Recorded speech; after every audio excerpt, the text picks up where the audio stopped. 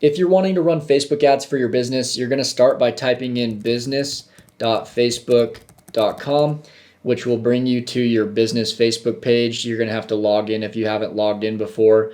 Once you're here, you can then go down to where it says all tools, and then you can select the ads manager. And this is where we can run Facebook ads directly inside of our ads manager. We're going to click on campaigns here, and then we can click create. To start off our campaign, we can go down and we can select leads, because lead ads are a great way to collect leads at a super high volume. So we're going to hit continue after that. And then from here, we're going to set up our campaign. So we're going to name this whatever our ad is about. Let's say it's for real estate. We're just going to name it real estate for this example. And I'm going to copy this because I'm going to use it later. For the category, if your business is not a special category like credit or employment or housing, then you don't have to do anything here. But since this is a real estate ad, it's going to be housing. It's going to be our special ad category that we have to select. If you don't select this, your ad is going to get denied. So make sure you select the proper category for the type of business that you have. We're going to keep selected the United States. Really don't have to change anything else on this page. We're going to hit next. And then from here, we're going to name our ad set, which I'm just going to name the same thing as before, real estate. For our conversion type, we're going to do instant forms, which is a little form that pops up when somebody clicks on our ad and they can put in their name, email, and phone number on it. So instant forms are really great. We don't really need a website or a funnel because Facebook already has that form built out for us. And then right here, we're going to select the page that we want to run our ads from. Let's just say it's this Idaho Living page. And then down below, we can select our daily budget. Let's say we want to start at just like $10 a day and work up from there. So Facebook will spend $10 a day, and based on that $10 a day, we can see over here the estimated daily reach of how many people will see our ad, about 700 to 2,000, and we can expect anywhere from like 15 to 44 leads. This could or could not be accurate. It really depends on the industry that you're in.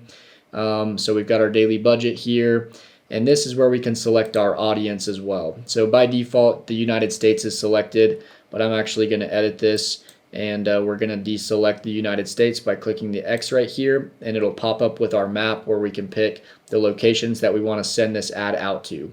So let's say we want to send our ad out in the state of Utah. We can then select Utah, and as I see here, when I zoom out, the state of Utah has been selected. And over here, we can see our estimated audience size is 2.3 to 2.7 million people, which is a plenty big enough audience. You definitely want to try to keep your audience over 500,000 if you can, 500,000 people. But I know some smaller towns are hard to reach that, especially if your business is just local. And so if your business is local and you only work in a small town, then don't worry too much about the audience. But yeah, once you've set up your areas, you can do multiple areas. You could do like Utah, and then you could also do like Arizona if you wanted to. And so you can target like 2 different states. And so now both of them are selected, and the audience size has grown drastically because Arizona has a lot more people.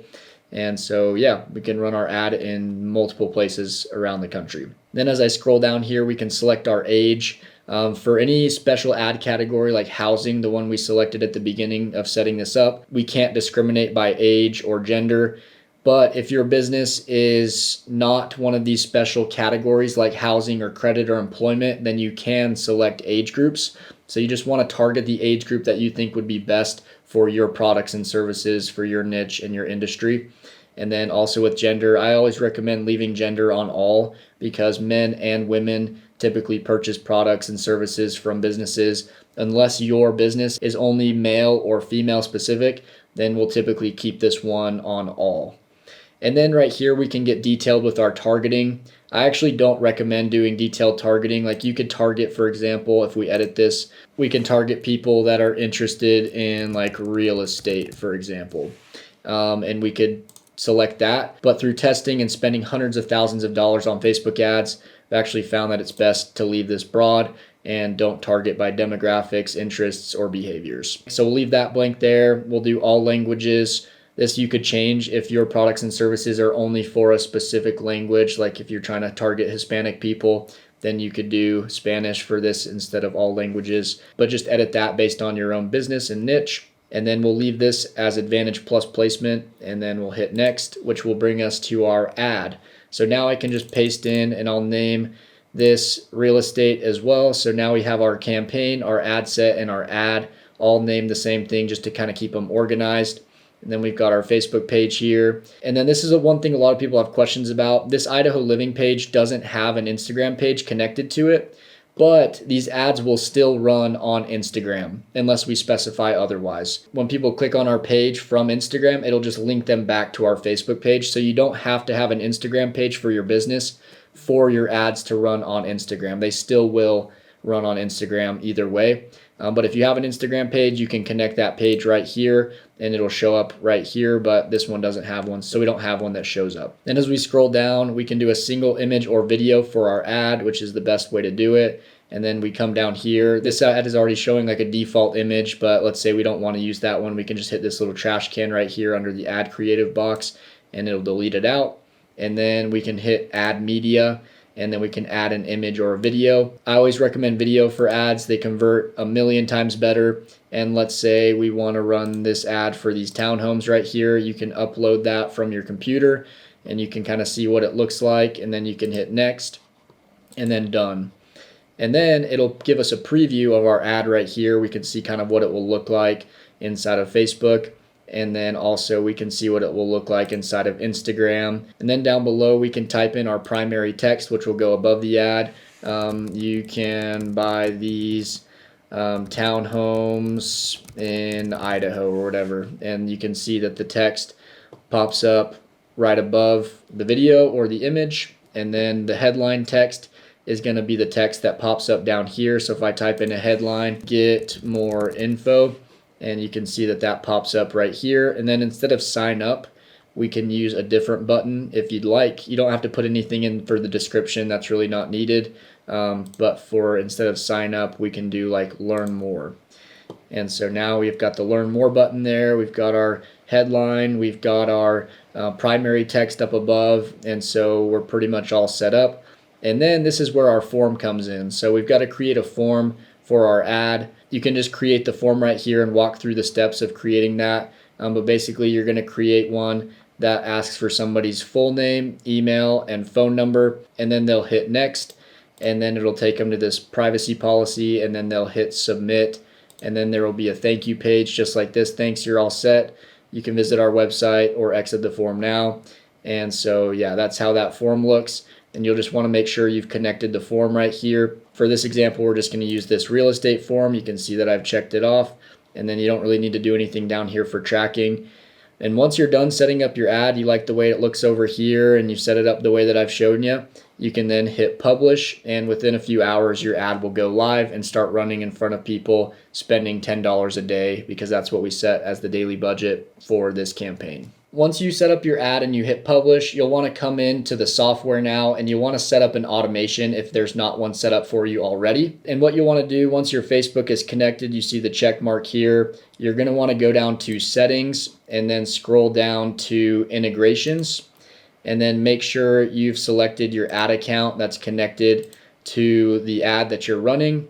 And then you can also select the Facebook page that you want to connect it to, preferably the one that's for your business. We're going to then go up to where it says Facebook form fields mapping, and we are going to map the fields for the real estate form that we just set up in the Facebook Ads Manager. So we're going to hit map fields, and we're just going to want to make sure that these match up. Full name, email, and phone number, phone. So we're going to hit save. That's mapped now because we see that check mark and the status is checked off. And now we can go in and we can create an automation that triggers off of somebody submitting a Facebook form on Facebook. So what we'll do is we'll create a workflow, and we will just create one from scratch here. And then we can name this one leads from Facebook. And then for our trigger right here, we can create a trigger that's called Facebook lead form submitted. So I'm selecting that. This is really important right here, so pay close attention. You can't just do the trigger and then hit save. You have to add a filter and make sure you specify which form you want this automation or this workflow to trigger off of. So we're going to select in form and then select the real estate form that we are using for that ad on Facebook, the one that we just set up. So now that we have our form here, we can save the trigger. And so whenever somebody submits that form on Facebook and gives us their name, email, and phone number, we can have something that follows up with them. So our first action here could be a text message, which sends them a text that says like, hey, and then we'll use a custom value for their first name. Hey, first name. Hey, John. This is, Jane with some sort of company. You can type that message out there, and then after you're done, hit save. And then you can add in also an email if you want to follow up with them through email, and send email, and you can put that in here, the from name, the from email, the subject, and then you can type that email out there, also using a custom value for their name, something like about them submitting a Facebook form, thank you for submitting a Facebook form, blah, blah, blah, and try to get them to book a call with you, or have some sort of call to action or question that you ask them in this text and email that you set up right here. But yeah, that's everything for setting up the Facebook ads, and then also connecting them to the software so that you can automatically, without even having to think about it, follow up with all of the leads through text and emails. You could even add in a voicemail. It's a ringless voicemail, so it rings on their phone one time and then goes straight to voicemail and leaves them a voicemail of your choice. You can click upload file and upload an MP3 file that you pre-recorded, and great way to follow up with your leads and convert them at a much higher rate. Once you're done building this automation out and you want it to go live, just make sure you hit publish here. If it's on draft, the automation won't work, so you need to make sure to publish it, and then you can hit save, and this automation will go live.